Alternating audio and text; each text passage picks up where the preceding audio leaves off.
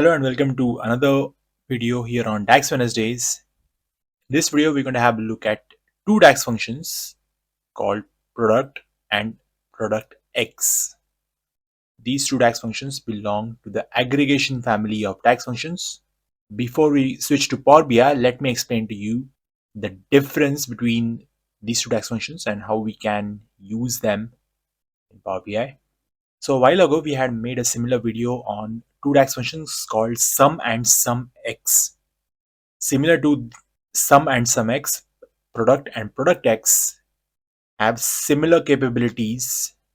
Product DAX function is an aggregator function where we multiply every value in a column. The product DAX function takes in one argument, which is the column name, whereas PRODUCTX is an iterator function. Whenever you see a DAX function which has an additional x or an x at the end, it means it is an iterator function. So what does an iterator function do? Similar to sumx, maxx, minx, it will take a value from, let's say, column 3, v1, store in its memory. Then it will move on to the next row, take that value v2, store in its memory, and so on. And once it has collected all the values from that column, it will multiply these values to give you a result. PRODUCTX takes in two arguments. First of all, we need to provide it with the table name followed by the expression. So now if you were to have a look at the diagram over here, we can do much more with PRODUCTX as compared to what we can achieve with product. So once we are in Power BI, what we're going to do is, first of all, I'm going to demonstrate to you how we can use the product DAX function, and whatever result that this DAX function provides, I will show the same result in PRODUCTX.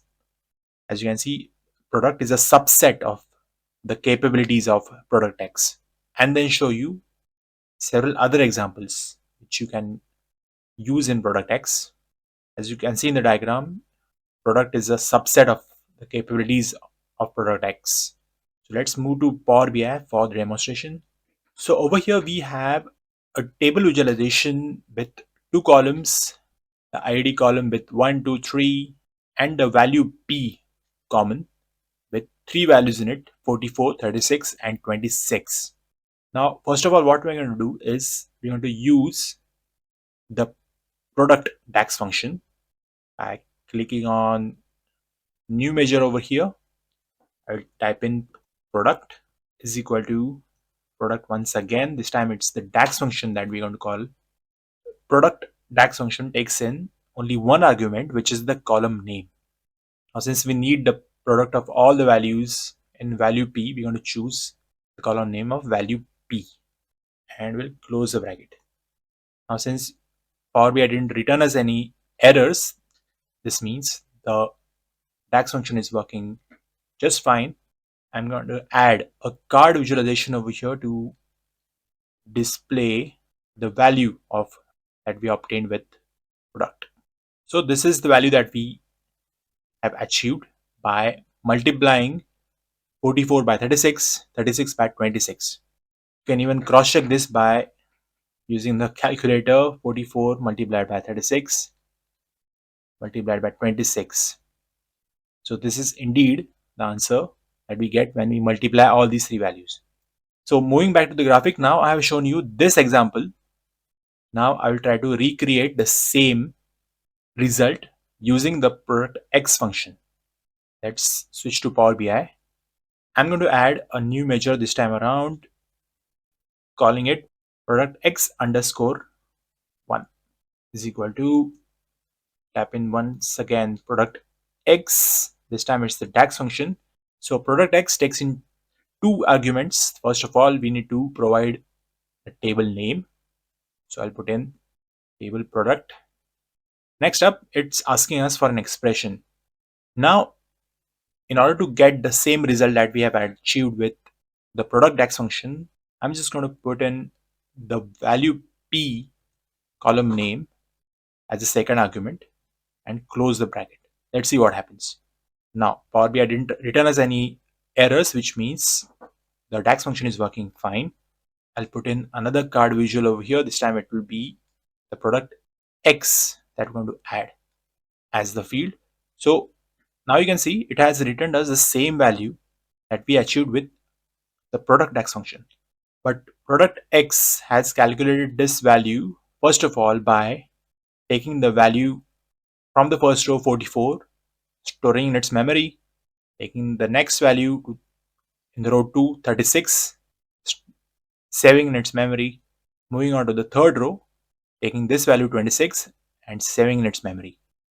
And once it has stored all these values from the 3 rows, it has completed the X part of the DAX function, and then it has moved to the product part of the DAX function, in which it has multiplied all the 3 values it has stored in its memory to give this result, which is nothing but 41,180. Now, so we were able to recreate the same result that we obtained with the product DAX function. Let's see what else we can do with the product X DAX function. Now, what I've done is I've added 2 extra columns in our table visualization, value A and value B. When we add value A and value B, which is, for instance, for the first row 20 plus 24, we get value P, which is 44.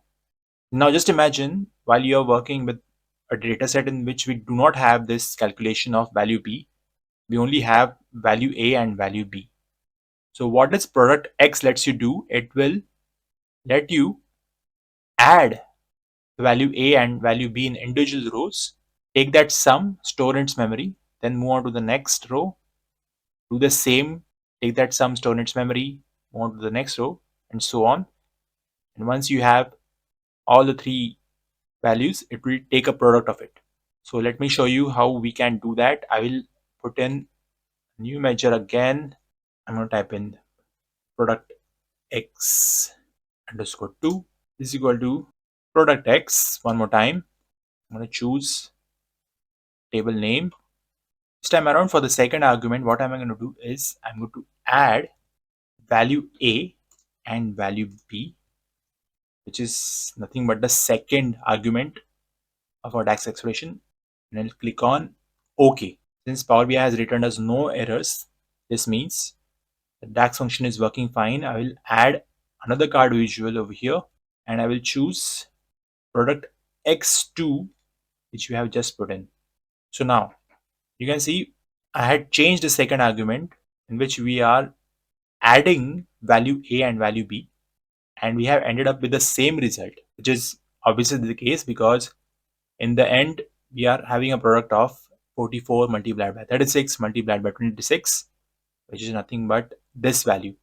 But you need to understand the steps, the logic that this DAX function has applied in order to get to this figure. Not only that, let's imagine we have these 2 columns now, value C and value D, where when we multiply value C by value D, we get value P. 4 into 11 is 44, 9 into 4 is 36. So let's try to do something similar. This time, instead of addition, we will multiply the values in value C and value D. Let's see what happens. I put in a new measure, type in product X underscore 3 is equal to product X. It's the first argument. I'll put in the table name. For the second argument, as an expression, I will put in value C multiplied by value D and close the bracket.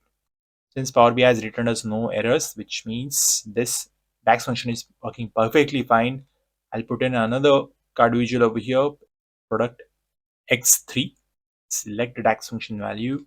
Now it has written to be the same value, which is obvious because it has ultimately multiplied 44 by 36 and 26, but there's a different logic in getting those values of 44, 36 and 26. It has done a multiplication for each value in the row. So this was the third example that I wanted to show you. Now, since we, in the second and third example over here for product X, we are only changing or manipulating the expression, which was the second argument of product X.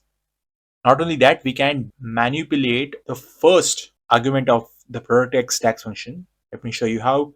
I'll type in product x underscore 4. Once again, type in product x. Now, for the first argument, which is the table, instead of writing the table name, I can put in, let's say, a filter. Let's put in a filter where you need to, first of all, put in the table name, which is table product, and a comma. Then we move on to the filter expression. So let's put in a filter expression of where the ID is 2. Close the bracket. So this is the filter expression. We are going to only take the row where the ID value is 2. Put in a comma. We move on to the next second argument of the product x DAX function. I'll just type in value p, column name, close the bracket. Now since Power BI hasn't returned us any errors, this means the DAX function is working fine. Let's see what value it has written to us. It is 36. Why is it 36? Because first of all, when we have filtered the table at only one row where the ID is equal to 2, the x part of the DAX function product x has only run on just one row. It has stored the value 36 in its memory, and that's it. And once when it moved to the product part of the DAX function, it wasn't required to multiply several numbers because it only had one. So it returned to us 36.